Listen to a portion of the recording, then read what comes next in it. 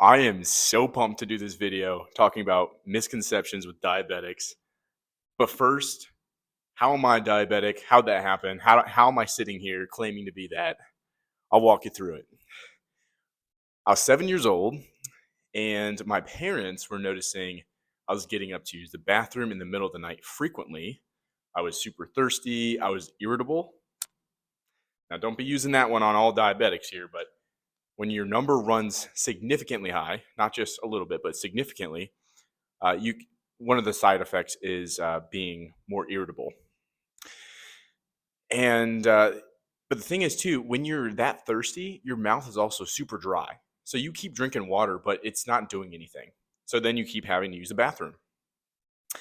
And my one of my family members who is familiar with diabetes was noticing some symptoms and said, "Hey, if you ever go to the doctor, might as well like bring him with whoever you're going to take so they can check him out too." And I didn't know about any of this, adults talking about things they notice in their kids. So fast forward to a few nights later when my older sister, she had some bad like headache, sickness, and she was not feeling well at all.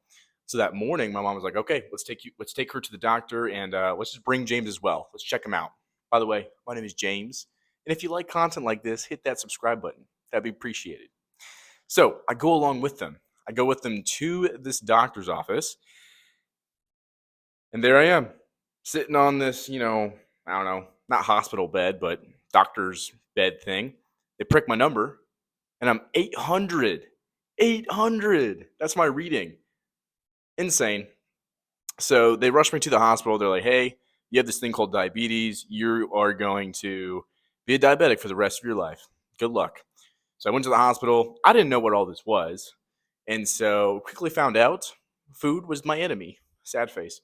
But no, but real talk here.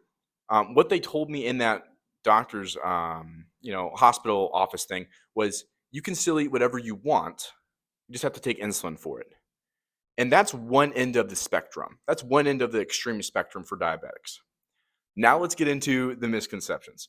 By the way, I'm 22 years old now. So since I was 7 years old, I've gone through several devices. I've gone through pen, taking insulin with my like the pen shot, with pricking my finger, with all different kinds of devices and brands.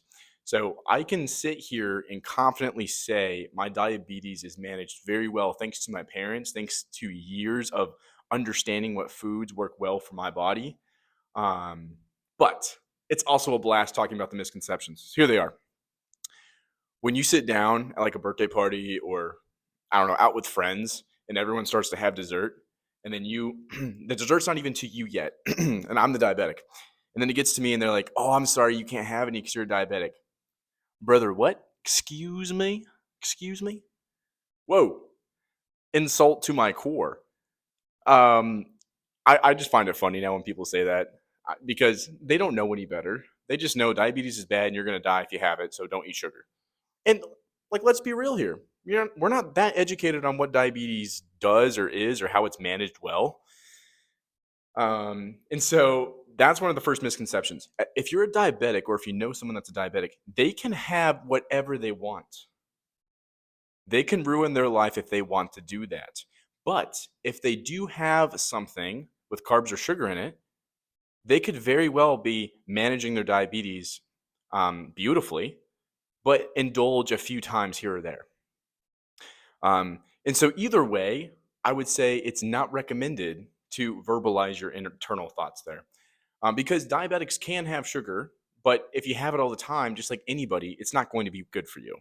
Even if you're not a diabetic, if you eat sugar all the time, your blood sugar still spikes. Ah, got him, right? It still spikes, but your pancreas is just going to be quicker than a manual insulin pump to bring you back down. So that's a common misconception number one. Now, number two is that if you're a diabetic, that all diabetes are the same, right? Type 1, type 2, it's all the same. They're different, and I can give you a very simple explanation as to why.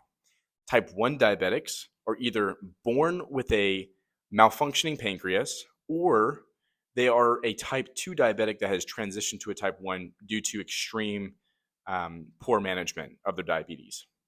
So, what is type 1 and type 2?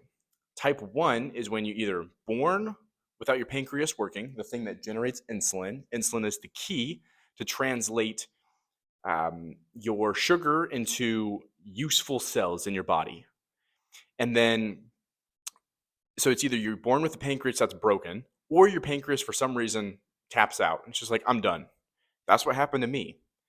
There's no explanation. They said they don't have an explanation as to why. Between you and me, it was God's gift.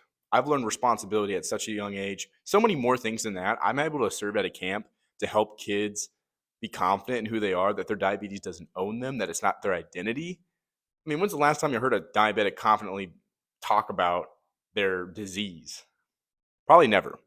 So it was a blessing in disguise that that it happened at a young age. So type 1s, it's either the pancreas stopped working for whatever reason, they're born that way, or car accident, or something else happened. Or they're transitioning from type 2 to type 1.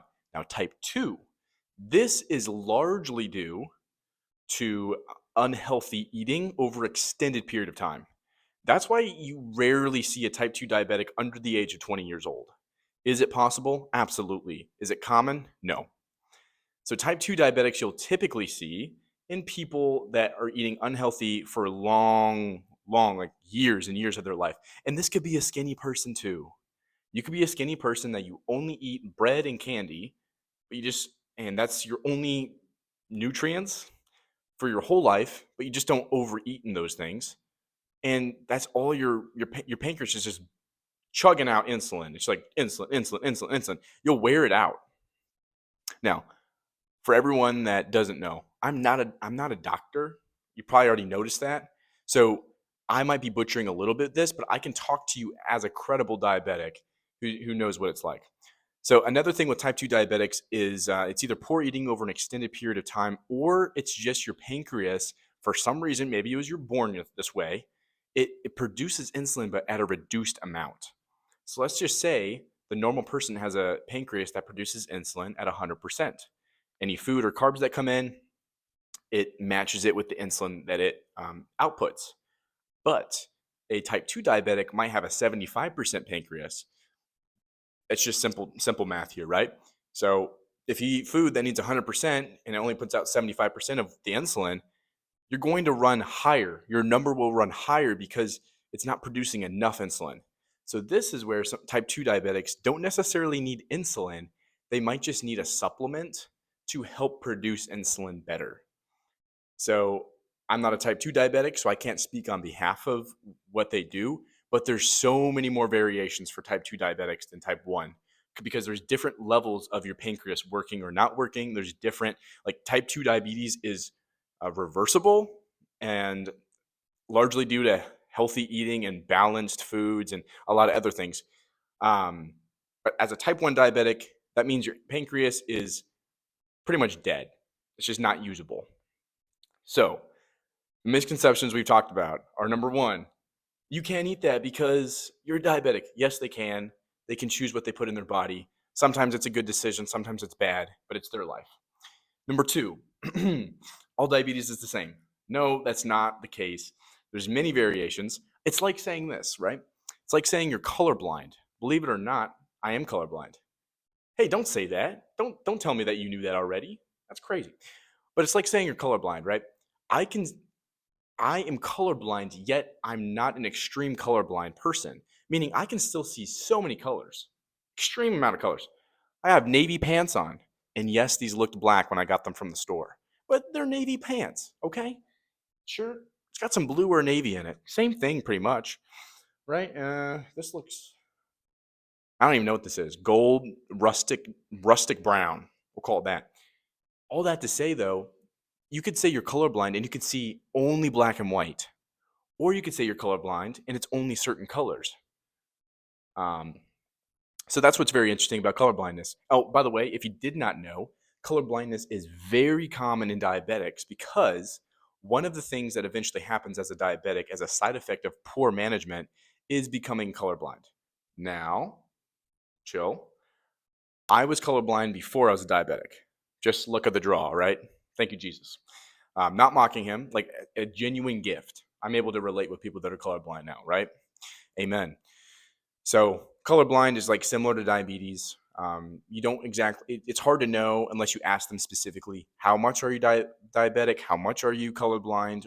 What all that kind of thing. I want to end you with this. If you are curious how I manage my diabetes and you want to see more videos of this, subscribe, leave a comment. Leave a comment of ones I missed. I've only said 2. There's probably so many more. I've lived with diabetes so long that I get used to what everybody says. And it's just funny at this point. So drop a comment of what you think are misconceptions that I missed. Or if you're a diabetic and you watch this and you thought it was funny, say something. All right? Peace. What are you still doing here? You're okay to click off now. See you later.